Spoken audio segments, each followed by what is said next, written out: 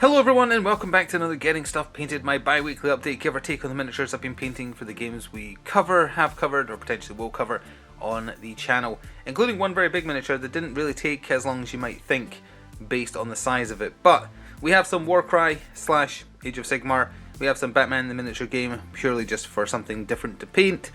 We have the big boy of the Metal Gear Solid board game Integral Edition, and then a little bit more God tier at the end there, just hot off the press, just to clear out some backlog and work through that pile of grey shame, which is partly what I hope this series inspires you to do as well. So let's start with the two pleasant gentlemen who are really excited to be riding their horses in the night and just having a good old time doing that. I'll be honest, I can't remember what these Night Haunt units are called. I think it's something Dread Hallow. It's something Dread Hallows. Nothing to do with horses, nothing to do with ghosts really. They've got a weird name because everything Games Workshop makes has to have a weird name so that they can copyright it, because they're just insane like that. They lose one case to an old lady in America for the term Space Marine and everyone goes insane in the office. Well, you know, it's actually madness, but whatever. They've got a stupid name. It's a couple of Night Haunt ghosts on a couple of cool looking skeletal ghost horses. You get them in a box together, they're push fit, they're super cheap. I think I found them for, it was definitely less than 20. So you can pick these up pretty cheap. And they're to fill out potential Night Haunt lists for Warcry for me. I don't know how big their units are for Age of Sigmar. But either way, I did the usual Night Haunt stuff with them. For the horses specifically, it was Briar Queen Chill, which is what I used for the, I'm using this one to point at the other one, for the whiffs of whatever the spectral energy is, of the sheets coming off of the ghosts. And while it was wet, mixed in a Krellin green in roughly the places where it's especially dark on the actual official paint jobs for these horses. Then, when it was all done, liberal application of Quelia green wash in locations where I wanted it to be even darker. And that is about it really. And it was Black Templar for their cloaks, Flesh Terror red for the hooded parts, Nazrag yellow for the hilts of their swords, and they're pretty cool looking helmets. Incidentally, this one's helmet I think is actually slightly misplaced. Could not get it to go on properly when I was assembling it. And Skeletal Horde for the horse's skeletal faces, and also exposed ribs, which are neat. Here's the other two sides of them, if you're curious. For the bases, I just did the standard nighttime base that I use for Warcry-esque units and Underworlds as well.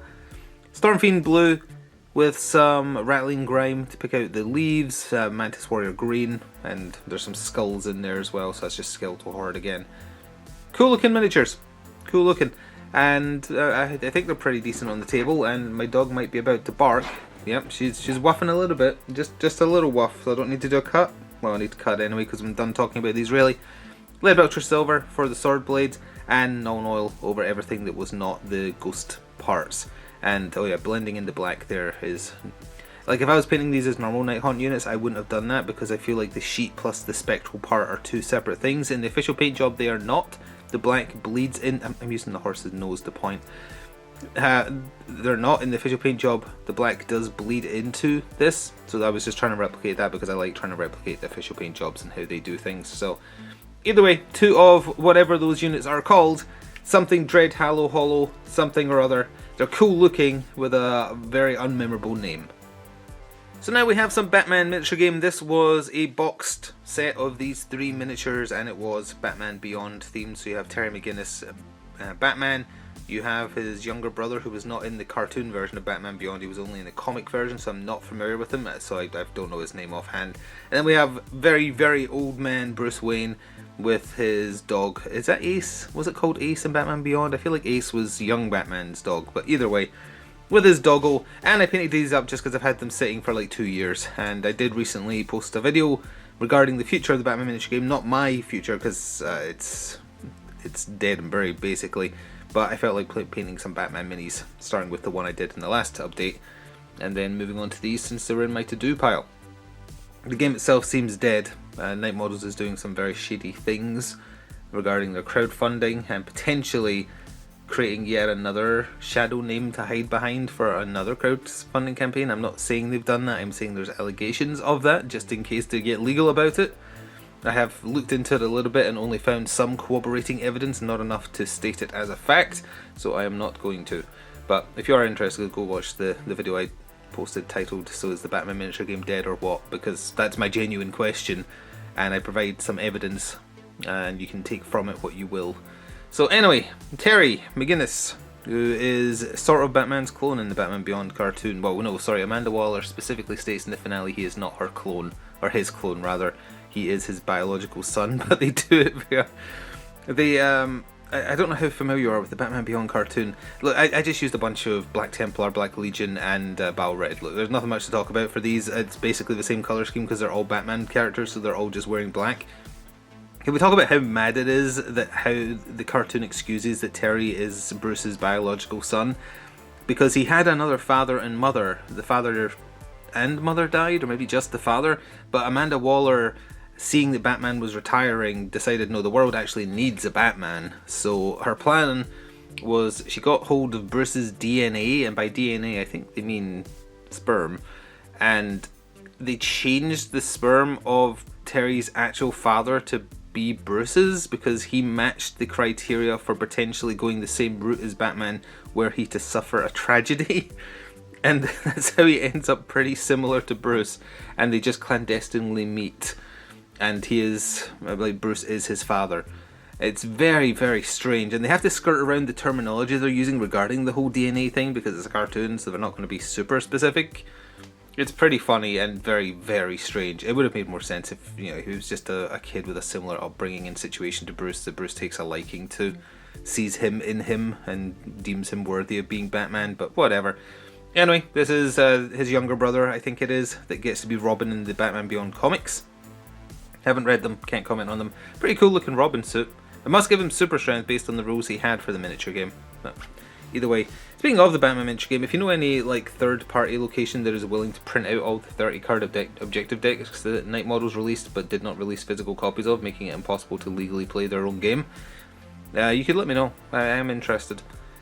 But funnily enough, a friend of mine who is part of their Sidekick program, I can't name them for that reason, they did complain to Night Models, like, you realise your game isn't playable, right? You made it 30 card decks, you don't release a card pack, and your app, which is currently broken by the way, but if it wasn't broken, you can't simulate a hand of cards in that, so it is not a substitute for playing the game. And the person from Night Models he spoke to just didn't understand the problem, so that should give you some idea to what's going on at their company under one of the many names they choose to use. Alright, one dog throw later, let's talk about the big boy Metal Gear Rex for the Metal Gear Solid board game. This miniature is only available in the Integral Edition, which is the version I had. At time of me recording this, my channel sponsor actually did just get the Integral Edition in stock. Probably won't be the case by the time you hear this, but you can always add it to your want list. And I'm not saying you have to go through my affiliate link, I'm just letting you know that that is a place you can pick up this specific edition that comes with the graphic novel and this miniature. So how did I paint Rex? It was actually super simple because I wasn't going to try and paint this with normal paints. I do not have the skill level to do that. So I did almost what I would imagine an airbrushing technique would be, but I just used spray paints. Oh, and if you're curious why is one leg red, in the video game he smushes and kills Grey Fox. It's the most goriest moment in the game, because not only does he crush him, he then like scratches his leg across the floor, so it leaves a lovely smear, which I've tried to sort of replicate with that.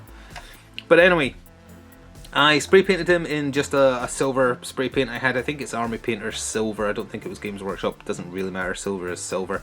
And then I did a sort of Zenithal with Death World Green, the one I recently used for that kill team, the Nurgle kill team. Did that over the robot, just trying to avoid the floor. You'll see that it's not quite as green in there, that's because I was trying to avoid it. Same with the interior of the leg there. Then I reapplied silver where necessary on the base, which unfortunately did lead to a little bit of dimpling there, but that was my mistake. And then while this was wet, I then just got out the Army Painter Turquoise paint and just sprayed it where his little lasers are on the railgun itself, just for a bit of character. And the red I used Army Painter's Red. I think it's called Red Dragon, might be misremembering that. Either way, that's just their red spray. And again, that was just for effect. The only actual paint I used, I took a little bit of silver. Oh yeah, sorry, I sprayed blue on the laser beneath him in there as well. is I just use some silver to pick out some parts of it for definition. Then I use some non-oil just to give it a little bit of depth. Probably applied a bit too heavily in places, but that's always a mistake I make with big miniatures. Really, you just want to kind of get into the cracks to show the detail of like where the mouth / cockpit would open up. But I wasn't going to do this miniature any other way, really.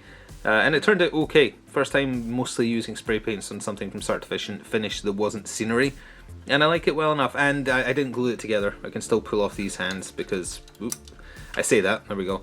Can still pull these off for storage because it has to be stored with both of the radar dish and the railgun not connected. So just keep that in mind if you decide to paint it for yourself as well. So the last thing we're talking about this week is another completed hero box for God Tier, a game I haven't played for a while, but hey, last time I had one of the heroes done. It was Kira and her pet dragons. This is one of the original launch line for God Tier, and it's Rodri, and I don't remember the name of his dwarves, but hey, they're like a tanky protector type, defender type, whatever they're called, the blue ones. And it was just something else to do. It was just something a bit different, something that's been sitting in the pile of grey shame for a really long, well, light blue shame I guess, for a really long time. I decided to do them. I would say I don't think they turned out really well, unfortunately.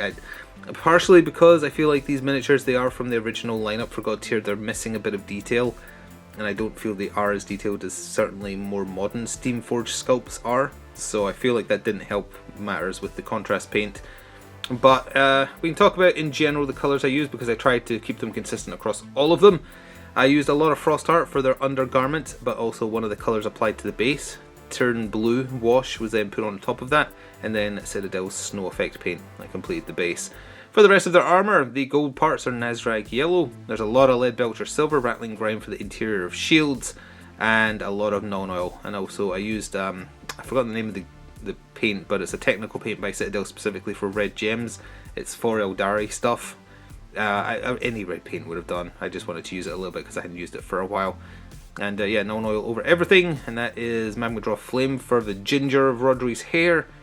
And that's about it. And then for the others, same colours, just with various different ones used for the hairs. They're dwarves, and they're already small miniatures because they're not the hero miniatures or champions. So it is hard to get a lot of detail on them, but I'm still not particularly happy with how mine turned out. Oh yeah, for the belt straps of those that have them, because they don't all have them, they're not all identical armour, I use Garagag Sewer contrast paint. Hopefully this is coming into focus. There we go. Guilliman Flesh for all the flesh tone incidentally. And yeah, that is about it. Not much else to say about them other than to say, hey, it's done. I've had them sitting for so long. I've still got, they're sitting next to me here, I've still got 3 God Tier hero boxes I never got through. Anytime I found one that was just like super cheap, because the game never sold that well, so people started selling off their unsold heroes pretty cheap for like £12-ish sometimes. They're a bit more expensive now just because of the way things have gone, but yeah, anytime I saw one super cheap, I was like, yeah, I might want that, so why not? This is their totem. I've forgotten the correct in-game terminology, it's been that long. Pretty cool looking. I didn't realise I had it backwards, but honestly, I think it kind of looks nice from that side too. Almost like a stained glass window, but then you turn it around this side and it's actually a totem with gems attached and such. So you know, they turned out fine. It's just I feel like I could have done better on them, and I wasn't happy with the finished paint jobs, really. I feel like I've missed his eyebrows with the yellow as well. I probably did try, but I didn't apply them quite strongly enough. But he's a little fella, so it is a bit hard to see if you're looking from far away. But hey, that is something that has been waiting to be done for potentially literally 3 years or more. And so that brings us to the end of another Getting Stuff Painted update, as my dog considers barking after I told her not to. Hello, yes, I'm almost done. I hope this inspires you to get through your pile of grey shame on that note, because 2 of the games I've covered here, or 2 of the games whose models I've covered here, I guess would be a better way to say it, I have no intention of playing them anytime soon. They wouldn't have the viewership, nor do I feel the inclination, but I felt like painting the models from it, and that's a good enough excuse as any to look through your pile of grey shame that you've had sitting over the years and being like, you know, I'm sick of painting blank, let's paint this instead. For instance, I was painting a lot of Plague Marines recently, as much as recent as the last video, so I thought, yeah, why not do some Batman? Why not do some God Tier? Why not paint Metal Gear Wreck? Well, I needed him done to finish the series, but, you know. it's a nice excuse, or it's a nice thing to find yourself an excuse just to do that, and it makes you feel good getting through something that's been sitting for a long time. But anyway, enough rambling. You can show me what you've been painting if you want on Blue Sky or Discord. Blue Sky's linked in the description box below. Swing by when I'm streaming on Twitch or my gaming YouTube channel if you want a link to the Discord channel, and you'll be invited. There's no criteria. If you want in, you can get in. And I stream 6 nights a week, so you can swing by whenever.